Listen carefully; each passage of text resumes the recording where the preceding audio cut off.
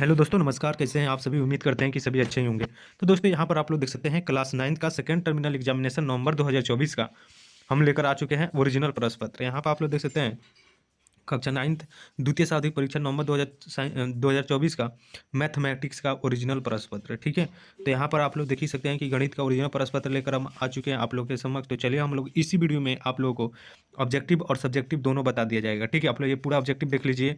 उसके बाद नीचे बढ़ोगे तो यहाँ पर सब्जेक्टिव का उत्तर सारा चीज़ यहाँ पर देखने को मिल जाएगा। ठीक है, तो चलिए हम लोग क्वेश्चन की तरफ में चलते हैं। ठीक है, चलिए बारी बारी सब्जेक्टिव क्वेश्चन और फिर उसके बाद में सब्जेक्टिव क्वेश्चन करेंगे। ठीक है, चलिए तो यहाँ पर आप लोग देख लीजिए। अब चलिए यहाँ पर हम लोग पहला नंबर क्वेश्चन से स्टार्ट कर देते हैं।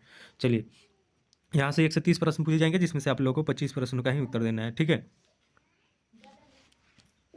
तो चलिए हम लोग चलते हैं। पहला नंबर क्वेश्चन यहाँ पर देख लीजिए। दिया है कि निम्नलिखित में से कौन एक परिमेय संख्या है। निम्नलिखित में से कौन एक परिमेय संख्या है, तो इसका उत्तर बताना है। तो पहला का right answer option number B हो जाएगा, √4/√25। ये परिमेय संख्या है, क्योंकि यहाँ पर अगर देखोगे तो 4 का वर्गमूल 2 होता है और 5 का 5 का 25 होता है, यानी 2/5 हो जाएगा। एक परिमेय संख्या हो गया, जो ऑप्शन नंबर बी हमारा राइट आंसर हो जाएगा। चलिए 2 नंबर क्वेश्चन देखिए। निम्नलिखित में कौन अपरिमेय संख्या का उदाहरण है। अपरिमेय संख्या का उदाहरण पूछा जा रहा है।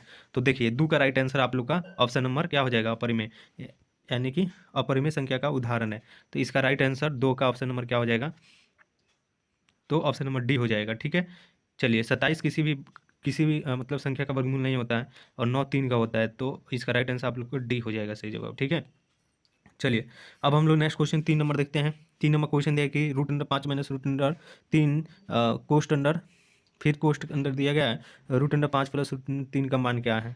ठीक है, तो इसका मान बताना है। तो 3 का राइट आंसर आप लोग का ऑप्शन नंबर सी हो जाएगा, यानी कि 2 हो जाएगा। ठीक है, चलिए हम लोग 4 नंबर क्वेश्चन देख लेते हैं। दिया गया है कि √2 प्लस √3 का स्क्वायर बराबर क्या होगा। चलिए तो इसका आंसर आप लोग को बताना है।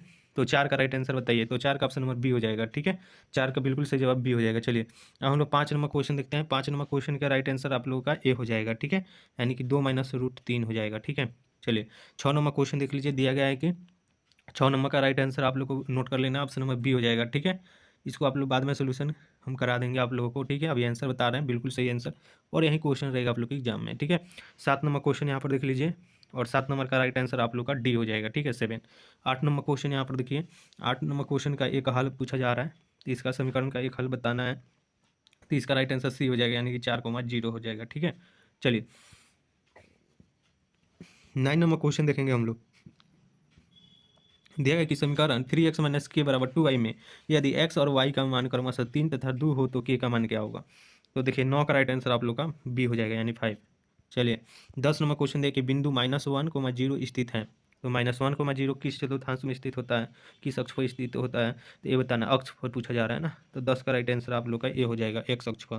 ठीक है, चलिए नेक्स्ट क्वेश्चन देखेंगे। चलिए 11 नंबर क्वेश्चन देखिए। बिंदु उतना पर -2, स्थित है। -2, स्थित है। चलिए तो एक तृतीय पद में स्थित होता है। ठीक है, तो तृतीय पद हो जाएगा यहाँ पर इस प्रकार से। अगर आप लोग ग्राफ बनाते हैं तो पहला में होता है प्लस प्लस, दूसरा में होता है माइनस प्लस, और तीसरा में होता है माइनस माइनस, चौथा में होता है प्लस माइनस। ठीक है, तो इस प्रकार से होता है, आप लोग देख लीजिएगा। इसका बिल्कुल सही जवाब हो जाएगा तृतीय पद। ठीक है, और 10 का राइट आंसर क्या होगा, कहाँ पे स्थित है, तो 10 का ऑप्शन नंबर सी नोट कीजिएगा, द्वितीय पद होगा। ठीक है, चलिए अब नेक्स्ट क्वेश्चन 12 नंबर दिया है कि एक ही आधार तथा एक ही समानांतर रेखाओं के बीच स्थित समानांतर चतुर्भुज होते हैं। तो चलिए 12 का राइट आंसर आप लोग का ऑप्शन नंबर ए हो जाएगा, क्षेत्रफल के बराबर होता है। ठीक है, अब चलिए 13 नंबर क्वेश्चन हम लोग देखते हैं। 13 नंबर क्वेश्चन देखिए। समानांतर चतुर्भुज ए बी सी डी में ए ई लम्ब डी सी है तथा C F lump A D है, तो बताना है इसका आंसर क्या होगा। तो 13 का राइट आंसर आप लोग का ए हो जाएगा। ठीक है, चलिए 14 नंबर क्वेश्चन दिया गया है कि 4s² माइनस 9 बराबर 0 के शून्यक है। तो 14 का हमारा right answer option number C हो जाएगा, प्लस माइनस 3/2 हो जाएगा। ठीक है, चलिए 15 नंबर क्वेश्चन देखिए। यदि चतुर्भुज के विकर्णों का लंबाई क्रमशः 16 सेमी तथा 24 सेमी हो तो इसका क्षेत्रफल क्या होगा। तो 15 का राइट आंसर आप लोग का बी हो जाएगा, 192 वर्ग सेंटीमीटर। ठीक है, 16 नंबर क्वेश्चन दिया है कि वृत्त की सबसे लंबी जीवा कहलाती है। तो 16 का राइट आंसर आप लोग नोट करेंगे, ऑप्शन नंबर डी हो जाएगा, व्यास कहलाती है। ठीक है, चलिए 17 नंबर क्वेश्चन देखिएगा कि किसी वृत्त की चाप तथा उसके संगत जीवों से घेरा की क्षेत्रफल कहलाती है।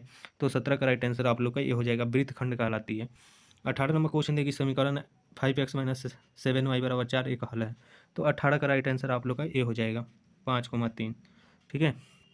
19वां क्वेश्चन दिया गया किसी वृत्त की चाप तथा संगत दोनों त्रिज्याओं से घेरा के क्षेत्रफल कहलाता है। चलिए तो 19 का राइट आंसर आप लोग का सी हो जाएगा, त्रिज्या खंड कहलाता है। चलिए अब हम लोग 20 नंबर क्वेश्चन देख लेते हैं। दिया गया है कि S² + 7x + 12 बराबर क्या होगा। तो 20 का राइट आंसर आप लोग का सी हो जाएगा। ठीक है, x + 4 × x + 3। देखिए जो विद्यार्थी अभी तक सब्सक्राइब नहीं किया हमारे चैनल को तो सब्सक्राइब करके ग्रुप में जुड़ जाइए, आपको PDF मिल जाएगा। चलिए 21 नंबर क्वेश्चन दिया गया किसी वृत्त की जीवा तथा त्रिज्या की लंबाई क्रमशः 16 सेंटीमीटर तथा 10 सेंटीमीटर हो तो इस केंद्र की जीवा लंबिक दूरी है। चलिए तो 21 का आप लोग का राइट आंसर आप लोग को बताना है। तो 21 का बिल्कुल सही जवाब ऑप्शन नंबर बी हो जाएगा, 6 सेंटीमीटर। चलिए 22 नंबर क्वेश्चन दिया कि घनाभ के कोरों की संख्या होती है। तो 22 का नोट करेंगे, ऑप्शन नंबर डी हो जाएगा 12। नेक्स्ट क्वेश्चन 23 नंबर दिया गया है कि यदि घनाभ की लंबाई चौड़ाई तथा ऊंचाई क्रमशः 2 सेंटीमीटर 3 सेंटीमीटर तथा 4 सेंटीमीटर हो तो इसका आयतन क्या होगा। तो 23 का आप लोग का नोट करेंगे, ऑप्शन नंबर बी हो जाएगा 24 घन सेंटीमीटर। चलिए ऑप्शन नंबर बी हो जाएगा 23 का। 24 नंबर क्वेश्चन दिया कि यदि घनाभ की लंबाई चौड़ाई तथा ऊंचाई तीनों बराबर हो तो उसे कहा जाता है। तो 24 का राइट आंसर आप लोग का डी हो जाएगा, घन कहलाता है। ठीक है, क्यूब, जो ऑप्शन नंबर डी में दिया गया है। नेक्स्ट क्वेश्चन दिया गया है कि 25 नंबर की 6 सेंटीमीटर किनारे वाले घन का आयतन है। तो चलिए 25 का राइट आंसर आप लोग का डी हो जाएगा, 216 centimetre, option number D. 26 number question दिया गया है कि घनाभ में कितने आयताकार पृष्ठ होते हैं। तो 26 का राइट आंसर आप लोग का बी हो जाएगा, 6। 27 नंबर क्वेश्चन देखते हैं, ध्यान से देखिएगा। दिया गया कि यदि किसी कमरे की लंबाई चौड़ाई तथा ऊंचाई क्रमशः 5 मीटर 4 मीटर तथा 3 मीटर हो तो इसके चारों दीवारों की क्षेत्रफल क्या होगा। चलिए तो 27 का आप लोग का राइट आंसर हो जाएगा, ऑप्शन नंबर ए 54 वर्ग सेंटीमीटर। चलिए 54 मीटर। चलिए नेक्स्ट क्वेश्चन दिया गया 28 नंबर, यदि किसी घन का संपूर्ण पृष्ठीय क्षेत्रफल 96 सेंटीमीटर स्क्वायर हो तो इसके कोर की लंबाई होगी। चलिए तो 28 का राइट आंसर आप लोग का बी हो जाएगा। ठीक है, 4 सेंटीमीटर। चलिए ऑप्शन नंबर बी हो जाएगा। 29वां क्वेश्चन दिया कि 7 सेंटीमीटर किनारे वाले दो घनों को आमने सामने जोड़ने पर प्राप्त घनाभ का संपूर्ण पृष्ठीय क्षेत्रफल है। तो 29 का आप लोग का right answer option number B हो जाएगा, यानी 490 वर्ग सेंटीमीटर। 30 नंबर क्वेश्चन देखेंगे लास्ट, इसके बाद में सब्जेक्टिव क्वेश्चन देखेंगे हम लोग। दिया गया है कि √2, √3, 1/√2, 1/√3 में सबसे छोटी संख्या क्या है। तो सबसे छोटी संख्या हो जाएगा ऑप्शन नंबर डी 1/√3, जो ऑप्शन नंबर डी में दिया गया है। अब बात कर लेते हैं सब्जेक्टिव का, सेक्शन बी का।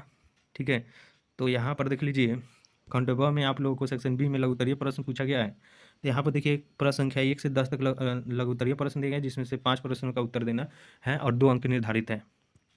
क्वेश्चन यहाँ पर आप लोग को देख लेना है। पहला क्वेश्चन यहाँ पर दिया गया है, दूसरा, तीसरा, चौथा, पाँचवा, छठा, इस प्रकार से क्वेश्चन यहाँ पर दिया गया है। ठीक है, उसके बाद में यहाँ पर दीर्घोत्तरीय प्रश्न यहाँ पर देख सकते हैं आप लोग। दीर्घोत्तरीय में आप लोग को 11 से 15 तक प्रश्न दिया गया है। ये पहला हो गया, दूसरा, तीसरा, 11, 12, 13, 14 और 15। ठीक है, 5 प्रश्न दीर्घोत्तरीय से दिया गया, जिसमें से 3 प्रश्नों को बनाना है और 5 अंक यहाँ से मिलेंगे, एक प्रश्न बनाइएगा तो। ठीक है, और इसका उत्तर यहाँ पर आप लोग देख लीजिए, सभी का उत्तर यहाँ पर दे दिया गया है। खंड ब का ये लघुत्तरीय का है, पहला का यहाँ पर बना दिया गया, दूसरा यहाँ पर, तीसरा। चलिए सब्जेक्टिव वीडियो हम नेक्स्ट वीडियो में लेकर आ रहे हैं, बिल्कुल आप लोग को बताया जाएगा, इस वीडियो में पूरा क्लियर बताया जाएगा। ठीक है, तब तक आप लोग इस चैनल को सब्सक्राइब करके बेल वाला आइकन को ऑन कर दीजिए, ताकि जब भी हम डालते हैं कोई वीडियो तो आपके पास जाए। ठीक है, चलिए मिलते हैं नेक्स्ट वीडियो में, तब तक के लिए जय हिंद दोस्तों, टेक केयर।